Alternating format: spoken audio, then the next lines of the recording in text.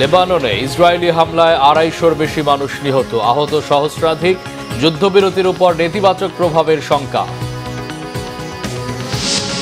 Petrol পাম্পগুলোতে এখনো দীর্ঘ line, সরবরাহ সংকট অবসানের আশা। সংকটের জন্য আওয়ামী লীগ সরকারকে দোষারোপ অর্থ উপদেষ্টার। বাংলাদেশ ভারত পররাষ্ট্রমন্ত্রীর মধ্যে বৈঠক, হাদির হত্যাকারীকে ফেরত দিতে রাজি দিল্লি, শেখ হাসিনাকেও ফেরত চায় ঢাকা। সন্ত্রাস বিরোধী জুলাই গণ অভ্যুত্থান সুরক্ষা ও দায় মুক্তি আর জাতির পিতার পরিবারের সদস্যদের নিরাপত্তা রহিতের বিল সংসদে পাস।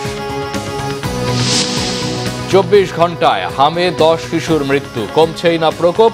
হাম প্রতিরোধে সরকারের সর্বোচ্চ প্রস্তুতি রয়েছে জানিয়েছেন স্বাস্থ্য প্রতিমন্ত্রী। দেখছিলেন ক্রাউন সিমেন্ট সংবাদ শিরোনাম, এবার বিস্তারিত সংবাদ। যুক্তরাষ্ট্র ইরান যুদ্ধবিরতি শুরুর মধ্যেই লেবাননে হামলা জোরদার করেছে ইসরায়েল। বুধবার দিনভর হামলা চালিয়ে 250-র বেশি লেবানিজ নাগরিককে হত্যা করেছে বর্বর ইসরায়েলি সেনারা। এ অবস্থায় ভেস্তে যাওয়ার শঙ্কায় যুক্তরাষ্ট্র ও ইরান যুদ্ধবিরতি। বুধবার লেবাননে একের পর এক ইসরায়েলি বোমার আঘাতে আহত হয়েছে 1150-র বেশি মানুষ। মাত্র 10 মিনিটের ব্যবধানে লেবাননের রাজধানী বৈরুত সহ বিভিন্ন এলাকায় 100টিরও বিমান হামলা চালিয়েছে।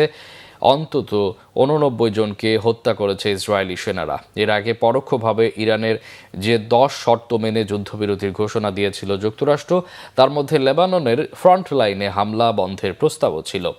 যুক্তরাষ্ট্র ও ইসরায়েলের বিরুদ্ধে শর্ত ভঙ্গের অভিযোগ তুলেছে তেহরান। তবে ইসরায়েলি প্রধানমন্ত্রীর দাবি, লেবানন চলমান যুদ্ধবিরতির বাইরেই থাকবে। মার্কিন ভাইস প্রেসিডেন্ট জানিয়েছেন, লেবাননে হামলা বন্ধের কোনো প্রতিশ্রুতি দেওয়া হয়নি।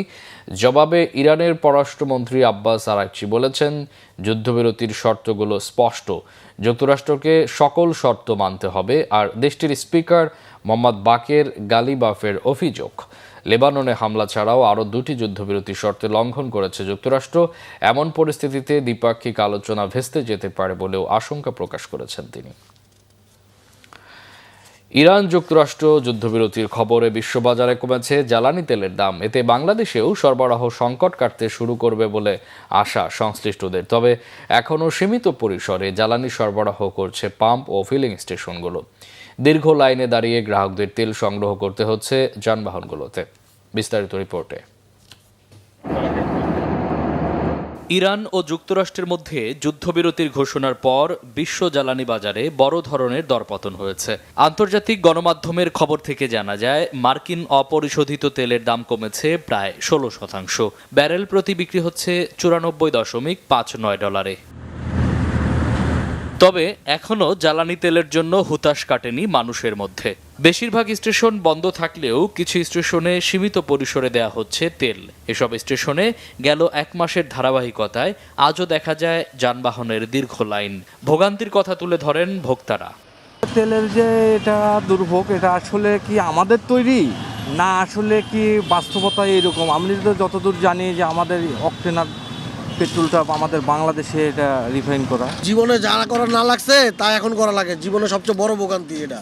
আমি যে একবার 3 ঘন্টা 10টা বাজে আসছি আর অলমোস্ট 12টা বাজে পাচ্ছি তেল। তা আমি কি চাবো যে আবার আমি লাইন দাঁড়াইতে? বাংলাদেশ তো সিন্ডিকেট, সব কিছুতে সিন্ডিকেট। এখন তারপরেও তেলের দামটা যে এখনো বাড়েনি, এটা সরকার প্রশংসার দাবিদার রাখে। আমরা তো ঘুরতে আছি জায়গায় জায়গায় তেলের জন্য, কোনো জায়গায় তো তেল পাইতেছি না। এখন 500 টাকার তেল দিলে একদিন কভার হয় না, 2 দিনও যায় না। স্টেশনে প্রভাব খাটিয়ে অতিরিক্ত তেল নেয়ার অভিযোগও করেন অনেকে। এই পর্যন্ত আসলাম, এখন বাজে 12টা 11। হ্যাঁ, এখন সংসদের গাড়ি আসছে বলে, তার কাছে জিজ্ঞাসা করলাম, ভাই আমরা তো 5টা দিয়ে দাঁড়া আছি। সে বললো সিরিয়াল লাগে না। সেটা ওই ওনাকে বলেন, আমি তো কিছু করতে পারতেছি না, এটা ম্যানেজমেন্টের লোক আছে।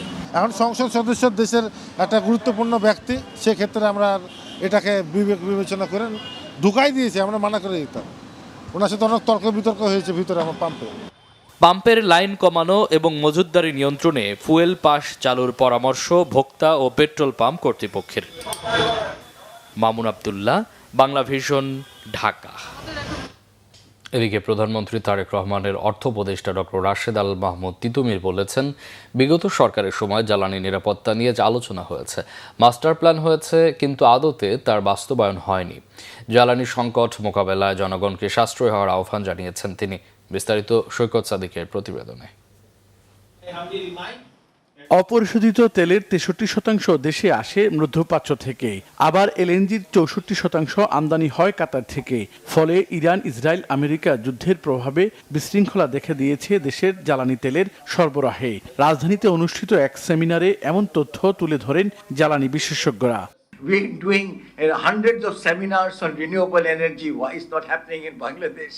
I don't think anybody has come up with a comprehensive answer to our renewable energy problem. It's just not happening. Of course, the government was, they had taxes, high taxes, a lot of things which really need to be removed, and they have to be zero.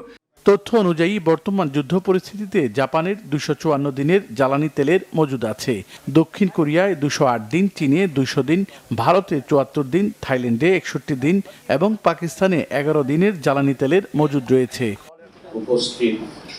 কিন্তু বাংলাদেশে দিনের হিসেবে নয়, কি পরিমাণ জ্বালানি তেলের মজুদ রয়েছে তার হিসাব দিলেন প্রধানমন্ত্রীর অর্থ উপদেষ্টা ডক্টর রাশেদ আল মাহমুদ তিতুমির। ডিজেলের ক্ষেত্রে আমরা লক্ষ্য করছি যে 1,66,000 টনের এর মতো আছে এবং আমরা আশা করছি যে 1,38,000 টন চলে আসবে। আমরা যদি অকটেনের কথা খেয়াল করি তাহলে 10,500 টন আছে, 71,000 টনের এর আসার পথে। আমরা যদি পেট্রোলের কথা খেয়াল করি তাহলে দেখব যে 16,000 টন আমাদের আছে এবং 36,000 টন আসার পথে। আসলে তো আমার প্রতিদিন লাগে কি 1100 থেকে 1200 টন। আমরা দেখি আপনি যদি 7 দিনের এর হিসেব করেন, সেটা যদি 2 দিনে নিয়ে যায় তাহলে কি হবে সেটা আমরা লক্ষ্য করছি। প্রধানমন্ত্রীর অর্থ উপদেষ্টা আরও বলেন, বাংলাদেশকে ঋণের গহ্বরে রেখে গেছে বিগত সরকার। জ্বালানি সংকটের জন্য দায় চাপান আওয়ামী লীগ সরকারের উপর তিনি। আমরা উত্তরাধিকার সূত্রে কোনো জ্বালানি নিরাপত্তা পাইনি, বরং হচ্ছে যা ছিল তার চেয়ে কমেছে। আমাদের জনগণ 60,000 কোটি টাকা ভর্তুকি দিচ্ছে জ্বালানি, বিদ্যুৎ এবং জ্বালানি ক্ষেত্রে। তো এইখানে কোনো বেঞ্চমার্ক নেই এবং সেই মজুদ কোথায়? তার মতে জ্বালানি তেলের দাম সমন্বয় করার বিষয়ে সতর্ক রয়েছে সরকার। সৈকত সাদিক, বাংলা ভিশন, ঢাকা। শহীদ ওসমান হাদির হত্যাকারীকে ফেরত দিতে রাজি হয়েছে ভারত। বাংলাদেশের পক্ষ থেকে মৃত্যুদণ্ডপ্রাপ্ত আসামি সাবেক প্রধানমন্ত্রী শেখ হাসিনাকেও ফেরত চাওয়া হয়েছে। বুধবার দিল্লির হায়দ্রাবাদ হাউজে বাংলাদেশের পররাষ্ট্রমন্ত্রী ডক্টর খলিলুর রহমান ও তার প্রতিনিধি দলের সঙ্গে ভারতের পররাষ্ট্রমন্ত্রী এস জয়শঙ্করের বৈঠকে এসব বিষয়ে আলোচনা হয়। বিস্তারিত আসমা আক্তার নূপুরের রিপোর্টে। 2025 সালের 12 ডিসেম্বর রাজধানীর পল্টনে গুলি করে হত্যা করা হয় ইনকিলাব মঞ্চের সাবেক মুখপাত্র শরীফ ওসমান বিন হাদিকে। আলোচিত এই হত্যাকাণ্ডের পর দেশ জুড়ে ব্যাপক বিক্ষোভ ও উত্তেজনা ছড়িয়ে পড়ে। দ্রুত বিচার নিশ্চিতে হত্যাকারীদের গ্রেফতার ও দেশে ফিরিয়ে আনার দাবি জোরালো হয়। ঘটনার প্রায় 3 মাস পর 8 মার্চ ভারতের পশ্চিমবঙ্গের বনগাঁও সীমান্ত এলাকা থেকে মামলার প্রধান আসামি ফয়সাল করিম মাসুদ ও আলমগীর হোসেনকে গ্রেফতার করে দেশটির পুলিশ। এ তথ্য প্রকাশের পর থেকেই প্রত্যাবর্তন চুক্তি অনুযায়ী তাদের বাংলাদেশে ফেরত আনার কূটনৈতিক তৎপরতা নতুন গতি পায়। এমন প্রেক্ষাপটে বাংলাদেশের নতুন সরকারের দায়িত্ব গ্রহণের পর প্রথমবারের মতো দিল্লি সফর করলেন পররাষ্ট্রমন্ত্রী ডক্টর খলিলুর রহমান। দিল্লিতে ভারতের পররাষ্ট্রমন্ত্রী এস জয়শঙ্করের সঙ্গে বৈঠকে হাদি হত্যা মামলার অগ্রগতি এবং গ্রেফতারকৃত আসামিদের দ্রুত প্রত্যাবর্তনের বিষয়টি গুরুত্ব পায়। বৈঠকে বাংলাদেশের পক্ষ থেকে প্রত্যাবর্তন চুক্তি অনুযায়ী আইনি প্রক্রিয়া দ্রুত সম্পন্ন করার আহ্বান জানানো হয়।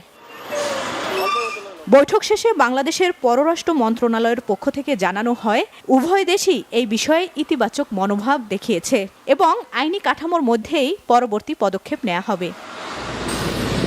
এদিকে একই বৈঠকে আলোচনায় আসে মৃত্যুদণ্ডপ্রাপ্ত পলাতক সাবেক প্রধানমন্ত্রী শেখ হাসিনা ও সাবেক স্বরাষ্ট্রমন্ত্রী আসাদুজ্জামান কামালকে ফেরত পাঠানোর প্রসঙ্গ। বাংলাদেশের পক্ষ থেকে আনুষ্ঠানিকভাবে এ দাবি পুনর্ব্যক্ত করা হয়। বৈঠকের পর ভারতের পররাষ্ট্রমন্ত্রী সামাজিক যোগাযোগ মাধ্যম এক্সে এক পোস্টে বাংলাদেশ ভারত সম্পর্কে গুরুত্বপূর্ণ আখ্যা দিয়ে পারস্পরিক সহযোগিতা জোরদারের প্রত্যাশা ব্যক্ত করেন। বৃহস্পতিবার দিল্লি থেকে একই ফ্লাইটে মরিশাস যাবেন ডক্টর খলিলুর রহমান ও এস জয়শঙ্কর। আসমা আক্তার নূপুর, বাংলা ভিশন, ঢাকা। সন্ত্রাস বিরোধী সংশোধন বিল পাশ হয়েছে জাতীয় সংসদের অধিবেশন। এর ফলে নিষিদ্ধই থাকছে আওয়ামী লীগের কার্যক্রম। এদিকে সংসদে স্বাস্থ্যমন্ত্রী সর্দার মোহাম্মদ সাখাওয়াত হোসেন জানান, বিগত 2 সরকারের ব্যর্থতায় দেশে হামের প্রকোপ বেড়েছে। 20 এপ্রিল থেকে সারা দেশে হামের টিকাদান কার্যক্রম শুরু হবে বলে জানিয়েছেন স্বাস্থ্যমন্ত্রী। রিপোর্ট জিয়াউল হক সবুজের। মাননীয় সদস্যবৃন্দ, আজ স্পিকার হাফিজ উদ্দিনের সভাপতিত্বে বুধবার শুরু হয় সংসদের প্রথম বেলার অধিবেশন। নির্ধারিত প্রশ্নোত্তর পর্বে সংসদে লিখিত প্রশ্নের উত্তর দেন প্রধানমন্ত্রী তারেক রহমান। নোয়াখালী 1 আসনের এমপি AM মাহবুব উদ্দিনের প্রশ্নের জবাবে সংসদ নেতা জানান, বিএনপি সরকারের মূল দর্শন হল সব পরিবারের উন্নয়ন করা। সন্ত্রাস বিরোধী আইন 2009-এর অধিকতর সংশোধন করবে। এরপর সংসদে স্বরাষ্ট্রমন্ত্রী সালাউদ্দিন আহমদ অন্তর্বর্তী সরকারের সময় জারি করা সন্ত্রাস বিরোধী সংশোধন অধ্যাদেশ বিল পাশের আহ্বান জানালে তা কণ্ঠভোটে পাশ হয়। সন্ত্রাস বিরোধী সংশোধন বিল 2026 মহান জাতীয় সংসদে উত্থাপিত আকারে পাশ করা হোক। যারা এই প্রস্তাবের পক্ষে আছেন তারা হ্যাঁ বলুন, যারা এই প্রস্তাবের বিপক্ষে আছেন তারা না বলুন। আমার মনে হয় হ্যাঁ জয়যুক্ত হয়েছে, হ্যাঁ জয়যুক্ত হয়েছে, হ্যাঁ জয়যুক্ত হয়েছে। অতএব সংসদে উত্থাপিত আকারে সন্ত্রাস বিরোধী সংশোধন বিল 2026 সর্বসম্মতিক্রমে পাশ হলো। বিলটি পাশ হওয়ায় দেশে নিষিদ্ধই থাকছে আওয়ামী লীগের কার্যক্রম। এর আগে জরুরি জনগুরুত্বপূর্ণ বিষয়ে হামের প্রকোপ নিয়ে সংসদে টিকার মজুদ জানতে চান স্বতন্ত্র এমপি রুমিন ফারহানা। সম্প্রতি ইউনিসেফ এবং WHO সতর্ক করেছে, বিশ্বজুড়ে হামের সংক্রমণ 79% বৃদ্ধি পেয়েছে। বাংলাদেশেও তার ঢেউ এসছে, বিশেষ করে ঢাকা এবং তার পার্শ্ববর্তী এলাকা এবং ঘনবসতিপূর্ণ শহরের বস্তিগুলো, যেখানে একটা ঘরে অনেক বেশি সংখ্যক লোক থাকে এবং একটা ঘরের সঙ্গে আরেকটা ঘরের কোনো দূরত্বই নাই। সেই জায়গাগুলো এখন হামের হটস্পটে পরিণত হয়েছে। We have been able to collect the necessary vaccines from UNICEF by this time, and so we are expediting the vaccination program all over the country from 20th of this month. মাননীয় সংসদ সদস্য, জাতিকে যদি আমরা খুব ভয় দেখিয়ে ফেলি তাহলে কিন্তু জাতি রোগাগ্রস্ত হয়ে যায়। রোগীর পাশে পজিটিভ কথা বলতে হবে। হাম কিন্তু আমারও ছোটবেলা হয়েছে, নিশ্চয়ই আপনারও হয়েছে। অল বেবি হাম হয়, কিন্তু আমরা কিন্তু সব মরে যাই না। আমাদের কিন্তু এখন লংজিভিটি আরো বৃদ্ধি পেয়েছে ইনশাল্লাহ। মাননীয় স্পিকার, আমাদের মন্ত্রী মহোদয় অত্যন্ত সেনসিটিভ হয়ে গেলেন। উনি লক্ষ্য করলেন না যে আমি সংসদে সবার মধ্যে সীমাবদ্ধ না থেকে কথাটি উত্থাপন করিনি। আমি তো ওনার প্রতিটা কথার জবাব দিয়েছি ওনাকে ইজ্জত করার স্বার্থে। আই হ্যাভ নট অ্যাভয়েডেড হার। এখানে সেনসিটিভ কি হলো দেওয়া সঠিক হয় নাই বা জবাব দেওয়া উচিত হয় নাই। যাক, উনি যেমন বুঝছেন তেমনই বলছেন। I am not sensitive. এখানে সেনসিটিভ আর কোনো জায়গা নাই, এটা অন্য জায়গায়, এটা এখানে না। সংসদে পয়েন্ট অফ অর্ডারে দাঁড়িয়ে স্বরাষ্ট্রমন্ত্রীর অন্য আসনে বসা নিয়ে স্পিকারের দৃষ্টি আকর্ষণ করেন বিরোধী দলীয় সংসদ সদস্য অধ্যাপক মুজিবুর রহমান। বিগত 2 দিন ধরে ওনাকে আমি দেখছি যে ওনার আসন যেখানে ছিল সেখান থেকে উনি সর্বোচ্চ আসনের পাশে চলে গেছেন। যেন মাননীয় প্রধানমন্ত্রী ওনাকে সেই সুযোগ দিয়েছেন বা তাকে কোনো বিশেষ ছাড় দিয়েছেন কিনা। যদি না থাকে তাহলে মাননীয় স্পিকার এই সংসদের রুলস অফ প্রসিডিউর যা আছে এগুলোকে সঠিকভাবে বাস্তবায়ন করার জন্য আপনার দৃষ্টি আকর্ষণ করছি। বিষয়টি স্পিকার আমলে না নিলেও বিল পাশের সময় নিজ অবস্থানে ফিরে যাওয়ার কথা জানান স্বরাষ্ট্রমন্ত্রী। আমি জায়গায় ফেরত আসছি মাননীয় স্পিকার। জিয়াউল হক সবুজ, বাংলা ভিশন, ঢাকা। জুলাই গণঅভ্যুত্থান সুরক্ষা ও দায় নির্ধারণ বিল এবং জাতির পিতার পরিবারের সদস্যদের নিরাপত্তা রহিতকরণ বিল পাশ হয়েছে জাতীয় সংসদে। অধিবেশনে শিক্ষামন্ত্রী আনম ওহসানুল হক মিলন জানিয়েছেন, দেশের এমপিওভুক্ত স্কুল কলেজে শিক্ষকের শূন্য পদ রয়েছে 60,295টি। এদিকে বিসিবি এখন আর বাংলাদেশ ক্রিকেট বোর্ড নেই, এটা এখন বাপের দোয়া ক্রিকেট বোর্ডে পরিণত হয়েছে বলে মন্তব্য করেছেন এনসিপির সংসদ সদস্য হাসনাত আব্দুল্লাহ। মহিবুল্লাহ মহিবের রিপোর্টে বিস্তারিত। জুলাই গণ অভ্যুত্থান 2024 সালের জুলাই আগস্টের ছাত্র জনতার আন্দোলনে অংশগ্রহণকারীদের আইনি সুরক্ষা ও দায়মুক্তি দিতে জাতীয় সংসদে জুলাই গণঅভ্যুত্থান সুরক্ষা ও দায় নির্ধারণ আইন 2026 পাশ হয়েছে। স্বরাষ্ট্রমন্ত্রী সালাউদ্দিন আহমেদ বিলটি উত্থাপন করলে কণ্ঠভোটে তা পাশ হয়। জুলাই গণঅভ্যুত্থানে অংশগ্রহণকারীদের সুরক্ষা ও দায় নির্ধারণের লক্ষ্যে আনিত বিলটি জুলাই গণঅভ্যুত্থান সুরক্ষা ও দায় নির্ধারণ বিল 2026 এই মহান জাতীয় সংসদে উত্থাপিত আকারে পাশ করা হোক। সংসদের সামনে প্রশ্ন হচ্ছে, সংসদে উত্থাপিত আকারে জুলাই গণ অভ্যুত্থান সুরক্ষা ও দায় নির্ধারণ বিল 2026 পাশ করা হোক। যারা এই প্রস্তাবের পক্ষে আছেন তারা হাঁ বলুন, যারা এই প্রস্তাবের বিপক্ষে আছেন তারা না বলুন। আমার মনে হয় হাঁ জয়যুক্ত হয়েছে, হাঁ জয়যুক্ত হয়েছে, হাঁ জয়যুক্ত হয়েছে। অতএব সংসদে উত্থাপিত আকারে জুলাই গণ অভ্যুত্থান সুরক্ষা ও দায় নির্ধারণ বিল 2026 পাশ হলো। একই দিনে জাতির পিতার পরিবারের সদস্যদের নিরাপত্তা রহিতকরণ বিল পাশ হয়েছে। জাতির পিতার পরিবার সদস্যগণের নিরাপত্তা আইন। এনসিপির সংসদ সদস্য হাসনাত আব্দুল্লাহর প্রশ্নের জবাবে শিক্ষামন্ত্রী আনোমা এহসানুল হক মিলন জানান, শূন্য পদসমূহে দ্রুত পূরণে সরকার বিভিন্ন কার্যক্রম গ্রহণ করেছে। বেসরকারি শিক্ষা প্রতিষ্ঠানের শিক্ষক কর্মচারীদের চাকরি জাতীয়করণ একটি দীর্ঘমেয়াদী এবং নীতি নির্ধারণী বিষয়। এ ধরনের সিদ্ধান্ত কেবল শিক্ষা মন্ত্রণালয়ের একক এখতিয়ারভুক্ত নয় বলেও জানান তিনি। ক্রিকেট বোর্ড পুনর্গঠনের কড়া সমালোচনা করেন কুমিল্লা 4 আসনের সংসদ সদস্য হাসনাত আব্দুল্লাহ। তার সমালোচনার জবাবও দেন স্বরাষ্ট্রমন্ত্রী সালাউদ্দিন আহমেদ। ইতিমধ্যে বাংলাদেশ ব্যাংকে যেভাবে দখল করা হয়েছে, যেভাবে বিসিবিকে যেভাবে এখন আর বাংলাদেশ ক্রিকেট বোর্ড এটা নাই, এটা হয়ে গেছে বাপের দোয়া ক্রিকেট বোর্ডে পরিণত হয়েছে। যেভাবে দখল করা হয়েছে বাপের দোয়া ক্রিকেট বোর্ড, এবং আমি যখন এই জায়গায় কথা বলছি ঠিক এই মুহূর্তে 28 জন বিচারককে মাননীয় স্পিকার তাদেরকে শোকজ দেওয়া হয়েছে। তাদের ব্যক্তিগত তাদের চ্যাট গ্রুপে তারা তাদের মতামত প্রকাশ করার কারণে বিচারকদের মাননীয় স্পিকার শোকজ দেওয়া হয়েছে। ক্রিকেট বোর্ডের অ্যাডহক কমিটিটা করা হয়েছে। আমরা এখানে কোনো বাপের দোয়া মায়ের দোয়া করি নাই।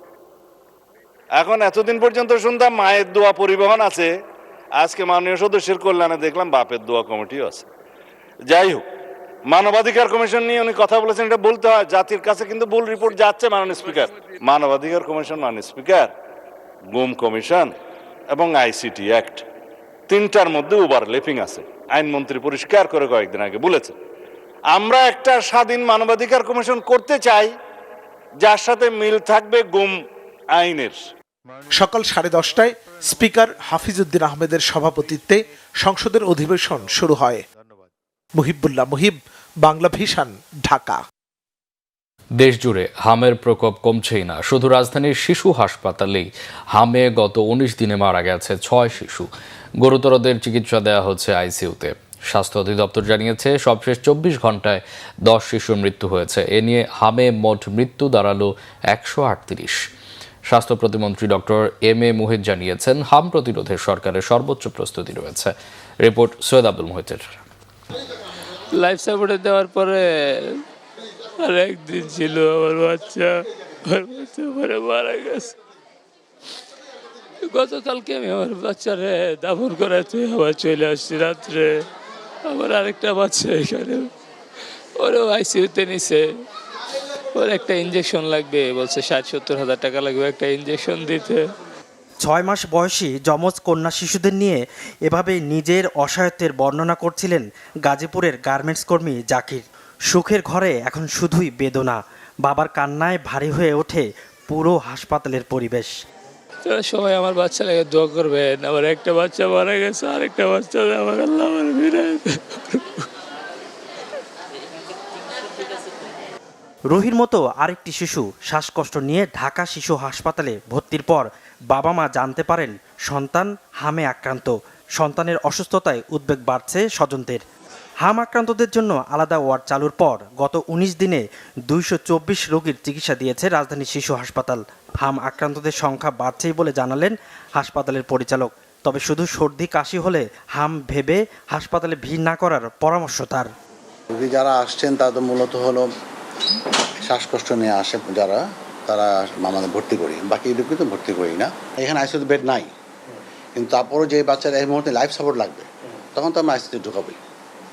এরকম পর্যায়ে চলে গেলে সেই পর্যায়ে আসলে খুবটা যাচ্ছে না। আমরা আগেই তো যে অক্সিজেন দিচ্ছি, বাবল সিপ্যাপ দিচ্ছি। এদিকে স্বাস্থ্য প্রতিমন্ত্রী ডক্টর এম এ মুহিত বলছেন, হামের চিকিৎসায় পর্যাপ্ত পদক্ষেপ নেওয়া হয়েছে।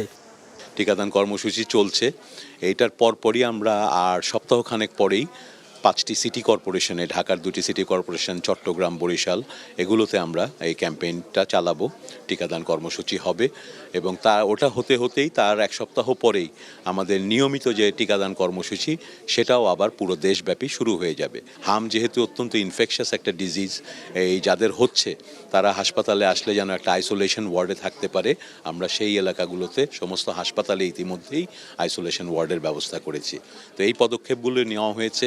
পাশাপাশি ভিটামিন এ ক্যাপসুল আরও বাড়তিভাবে চিকিৎসার সঙ্গে দেওয়া হচ্ছে।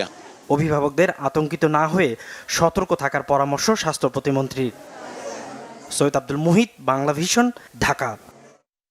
282 সাব রেজিস্ট্রার বদলি করে শত কোটি টাকা দুর্নীতি ও অবৈধ সম্পদের অভিযোগে অন্তর্বর্তী সরকারের উপদেষ্টা আসিফ নজরুলের বিরুদ্ধে অনুসন্ধান চেয়ে দুর্নীতি দমন কমিশন দুদকে আবেদন করেছেন সুপ্রিম কোর্টের আইনজীবী ব্যারিস্টার সরোয়ার হোসেন।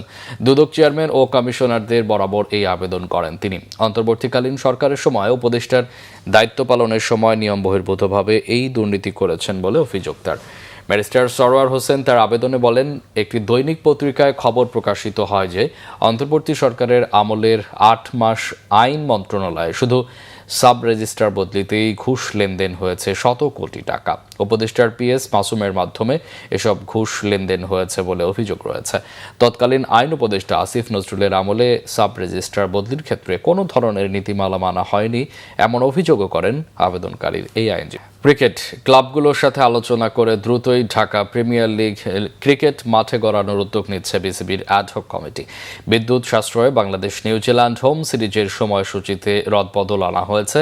তামিম ইকবালের সভাপতিত্বে আহ্বায়ক কমিটির প্রথম সভায় বাড়ানো হয়েছে নারী ক্রিকেটারদের সম্মানী। মানিক মাহমুদের রিপোর্ট। গত বছর 6 অক্টোবর হয়েছিল বাংলাদেশ ক্রিকেট বোর্ডের সর্বশেষ নির্বাচন, কিন্তু প্রশ্নবিদ্ধ সেই নির্বাচনের তদন্ত রিপোর্টে অনিয়ম এবং ক্ষমতার অপপ্রয়োগের প্রমাণ পায় জাতীয় ক্রীড়া পরিষদ। ভেঙে দেয় আমিনুল ইসলাম বুলবুলের কার্যনির্বাহী পরিষদ। তামিম ইকবালের নেতৃত্বে 11 সদস্যের অ্যাডহক কমিটি গঠন করে দেয় এনএসসি। মঙ্গলবার নতুন কমিটির পরিচিত পর্বের পর বুধবার সন্ধ্যায় হয় প্রথম আনুষ্ঠানিক সভা। স্ট্যান্ডিং কমিটি গঠন, প্রিমিয়ার লিগ শুরু করা সহ বেশ কয়েকটি গুরুত্বপূর্ণ বিষয় আলোচনা হয় বৈঠকে। অর্থ, টুর্নামেন্ট সহ বিভিন্ন স্ট্যান্ডিং কমিটিতে কেউ পেয়েছেন 2টি করে দায়িত্ব। ওয়ার্কিং এবং ফ্যাসিলিটিস কমিটি সামলাবেন সভাপতি তামিম। টুর্নামেন্ট কমিটির দায়িত্বে মিনহাজুল আবেদিন নান্নু। বাদ রাখা হয় ক্রিকেট অপারেশনস কমিটির দায়িত্ব। ক্রিকেট অপারেশনে আমরা কাউকে এখন নিয়োগ দিব না। কোনো কিছু যদি আসে, কোনো ইনকোয়ারি যদি আসে ক্রিকেট অপারেশন থেকে, ওটা আমরা বোর্ডে বসে ডিসাইড করব। So Tamim Iqbal, which is me, will handle working committee and facilities. Fahim Sinha will look after GD, which is game development and BPL. Dhaka premier cricket লিগের অচলাবস্থা দূর করার চ্যালেঞ্জ নতুন বোর্ডের কাছে। আমরা ইমিডিয়েটলি প্রত্যেকটা টিমের সাথে বসবো প্রিমিয়ার লিগের, আর ওনাদের সাথে ডিসকাশন করে যত দ্রুত দলবদলের ডেট আমরা দিয়ে দিতে পারি আর খেলাটা মাঠে শুরু করে দিতে পারি, এটাই আমাদের target.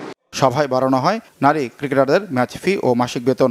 A category from now they will receive 65,000, B category they will receive 50,000, C category will receive 40,000. T20 ম্যাচের জন্য যেটা এখন পাবেন হলো 10,000 টাকা করে, ওয়ান ডে ম্যাচের জন্য তারা পাবেন 15,000 টাকা করে। বৈশ্বিক জ্বালানির অস্থিতিশীলতায় বিদ্যুৎ সাশ্রয়ে সরকারি আহ্বানে সাড়া দিয়ে বাংলাদেশ নিউজিল্যান্ড সিরিজের ম্যাচের সময় পরিবর্তন আনছে বিসিবি। দুপুর 2টার ওয়ানডে সকালে এবং সন্ধ্যা 6টার টি20 ম্যাচ শুরু হবে দুপুরে। ওয়ান ডে ম্যাচটা হয়তো বা 11টা বা 11:30 থেকে শুরু হতে পারে, টি20 ম্যাচ হয়তো বা 2টা বা 2:30 থেকে হতে পারে, বিকজ ইলেকট্রিসিটি নিয়ে যখন এই সরকার সবাইকে এনকারেজ করছে যে এটা করতে, so we thought as cricket board and as cricketers and everyone যে we should also play our part. আগামী 17 এপ্রিল শুরু হবে বাংলাদেশ নিউজিল্যান্ড হোম সিরিজটি। মানিক মাহমুদ, বাংলা ভিশন, ঢাকা। সংবাদ শেষ করব ক্রাউন সিমেন্ট শিরোনামগুলো আরেকবার জানিয়ে।